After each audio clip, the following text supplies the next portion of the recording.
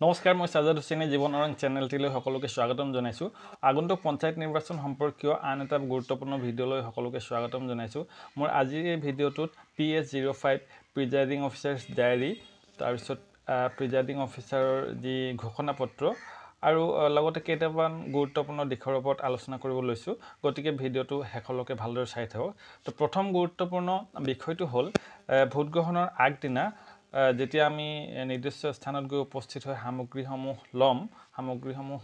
Presiding officer তথা প্ৰথম pulling বিষয়ে ল'ব সামগ্ৰীসমূহ লোৱাৰ পিছত আটাইতকৈ গুৰুত্বপূৰ্ণ যিকেইটা সামগ্ৰী চেক কৰিব লাগিব সেই সামগ্ৰীখিনি বিষয়ে মই ক'ব লৈছো সেই ক্ষেত্ৰত সকলোবোৰ সামগ্ৰী ভালদৰে চাব লাগিব কিন্তু তাৰ বিশেষভাৱে গুৰুত্ব দিবলগীয়া সামগ্ৰীবিধ হ'ল যে আপোনাক দিয়া যি বেলট বাকচ সেই বেলেগ বাকচৰ ক্ৰমিক নম্বৰ ৰেজিষ্টাৰত থকা অন্য নথিৰ সৈতে মিল খাইছে না হেতু অতি গুৰুত্বপূৰ্ণ হেতু চাই ল'ব আৰু লগতে কি কৰিব যে ক্ৰমিক নম্বৰ খুদাই নথকা যদি বেলেগ বাকচ দিয়ে তেনেহলে এটো কেতিয়াও ল'ব নালাগে আৰু দ্বিতীয়তে থাকিব আপোনাক দিয়া যি ভোটাৰ তালিকা চিহ্নিত প্ৰতিলিপি মাৰ্ক কপি বুলি যেটো কয় আৰু অন্যান্য প্ৰতিলিপি যাতে মানে আপোনাৰ নিৰ্দিষ্ট ভোট গ্ৰহণ কেন্দ্ৰ হয় যেটো গ্ৰহণ কেন্দ্ৰলৈ আপুনি ডিউটি কৰিবলৈ যাব সেই কেন্দ্ৰটো যদি হয় আৰু পৰিপূৰক তালিকাসমূহ ভালদৰে মিলাই পেলাই চাই ল'ব তাৰ পিছত 3 নম্বৰত আহিলে ভোটাৰ তালিকাত নাকচ কৰা সকলো নাম শুধৰণি কৰা নাম পৰিপূৰক তালিকাত আছে নে ভালদৰে পৰীক্ষা কৰি লব তাৰ পিছত আহিলে ভোটাৰৰ ছপা ক্ৰমিক নম্বৰ কিবা ভুল চকুত পৰিছে নেকি যি ক্ৰমিক নম্বৰ থাকিব শুধৰণি নিজাকে নকৰিব সেইটো যদি কিবা ভুল চকুত পৰে সংশ্লিষ্ট কৰ্তৃপক্ষক জনাব তাৰ পিছত আহিলে কি ভোটদানৰ বাবে ব্যৱহাৰ কৰা যি কটাকটি চিহ্নযুক্ত ক্ৰছ এৰো ক্ৰছ যেটো ষ্টাম্প দিব ৰবৰ হেতু ভালদৰে পৰীক্ষা কৰি লব হেতু ঠিক আছে নে তাৰ পিছত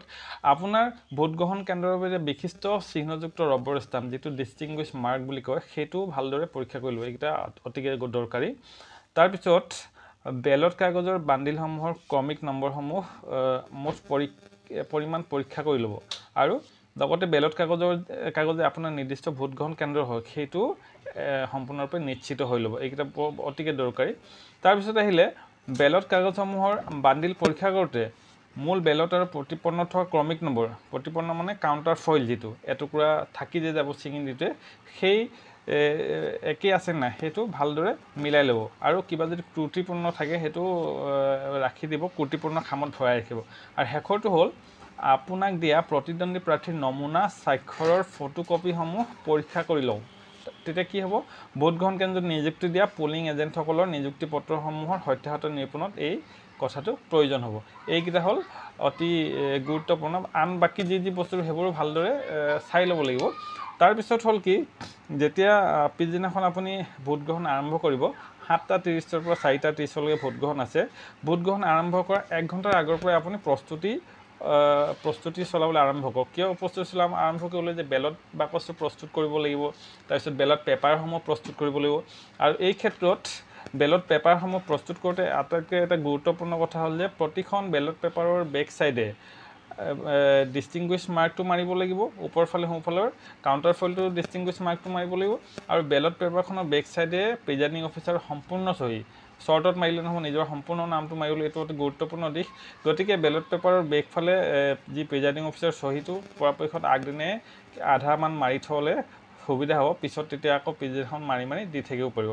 তাৰ লগতে আৰু এটা গুৰুত্বপূৰ্ণ হলে যে কাউন্টাৰ ফইল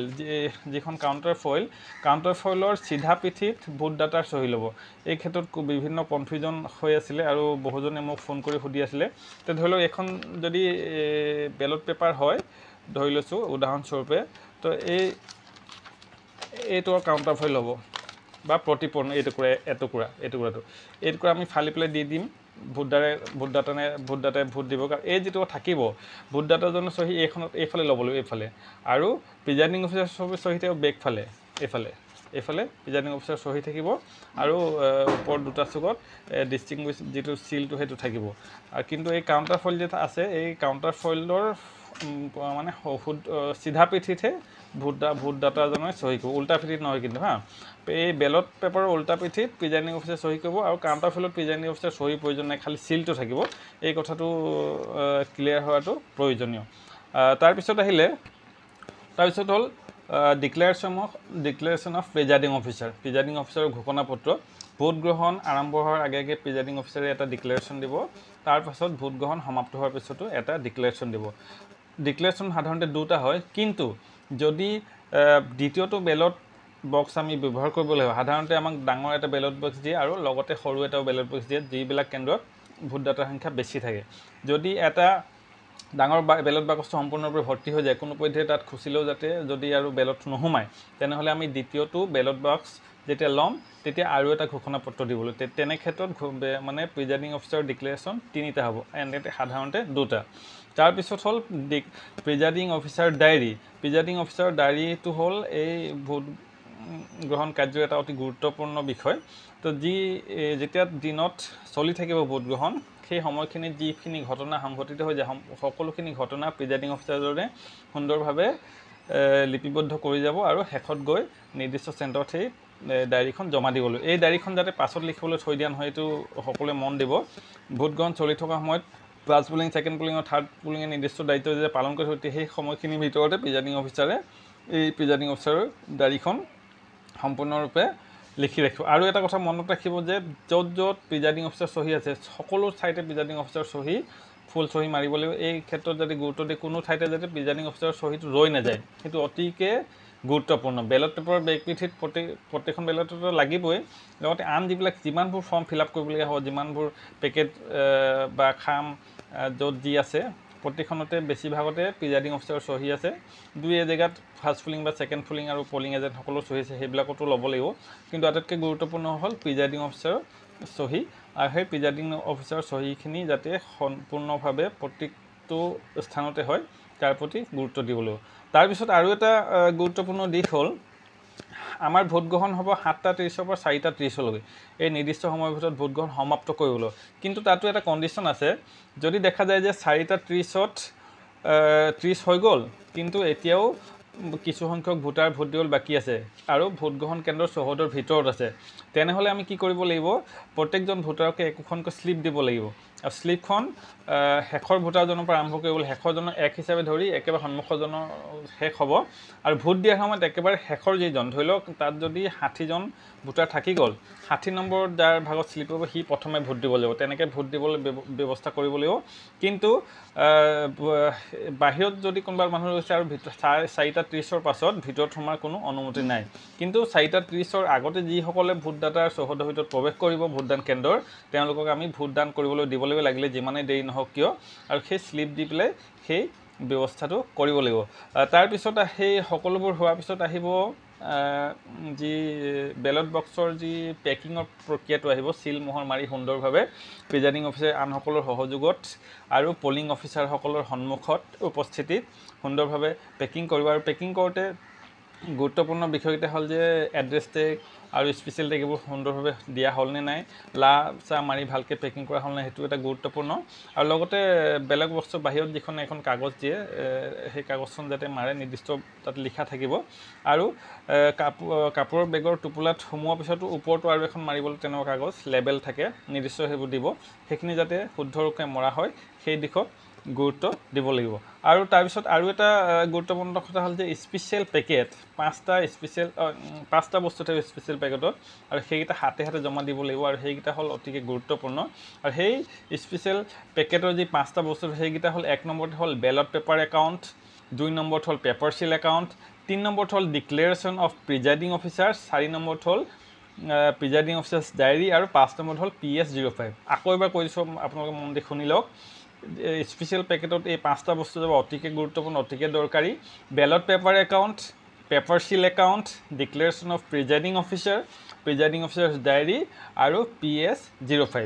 এই PS05 যিখন ফৰ্ম সেই ফৰ্মখনৰ বিষয়েও বহুতে মোক সুধি আছিলে সেইখন বিশেষ একো নাই আমি যিহেতু গোটেইখিনি আটাইতকৈ টান কামখিনি কৰি ইতিমধ্যে শেষেই কৰিম তো এইখন জাষ্ট এখন ফৰ্ম তাত নিৰ্দিষ্ট কিছুমান বিষয় থাকে সেই বিষয়খিনি খালি ফিল আপ কৰি দিলে হ'ল সুন্দৰভাৱে তাতে এনেধৰণৰ থাকিব এখন ফৰ্ম আপোনালোকক দেখুৱাই দিছোঁ মই আৰ্হি হিচাপে তাতে থাকিব এ নম্বৰ থাকিব no and name of ZPC সেইটো আমি ভোট গ্ৰহণ যিহেতু সমাপ্ত কৰি আমি গমেই পাম বিত থাকিব no and name of AP তাৰপিছত থাকিব no and name of GP তাৰপিছত থাকিব polling station no and number সেইবিলাকতো আমি চব জনাই থাকিব ডেট অফ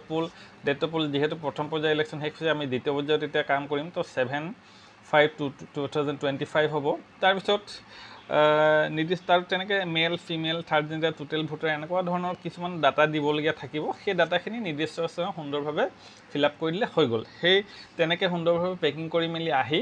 আমি কেন্দ্ৰত আহি পেলাই বেলট বাকচটো আৰু লগতে খাম চাম য'ত যি আছে সুন্দৰভাৱে জমা দিয়াৰ পিছতে আমি ৰিলিজ ল'ব পাৰিম আৰু খুব সুন্দৰভাৱে আমি পাৰ কৰিব পাৰিম। গতিকে যিহেতু আমি জানো যে প্ৰথম পৰ্যায়ৰ নিৰ্বাচন সুকলমে খুব শান্তিপূৰ্ণভাৱে খুব সুন্দৰভাৱে পাৰ হৈ গৈছে। পৰৱৰ্তী সময়ত ছেকেণ্ড পৰ্যায়ৰ নিৰ্বাচন অহা 7 তাৰিখে আছে। আমি সকলো মানসিকভাৱে প্ৰস্তুত হৈছোঁ আৰু সকলোৱে ট্ৰেইনিং সমাপ্ত কৰিছে। ট্ৰেইনিঙতো সম্পূৰ্ণৰূপে খুব সুন্দৰভাৱে সকলো কথা আমাক বুজাই দিছে। মোৰ এই ভিডিঅ'ৰ যোগেদি মই ৰিমাইণ্ড কৰাই দিছোঁ। আৰু কিবা যদি খোকোজা থাকে মোৰ কমেণ্ট বক্স খোলা আছে, কমেণ্ট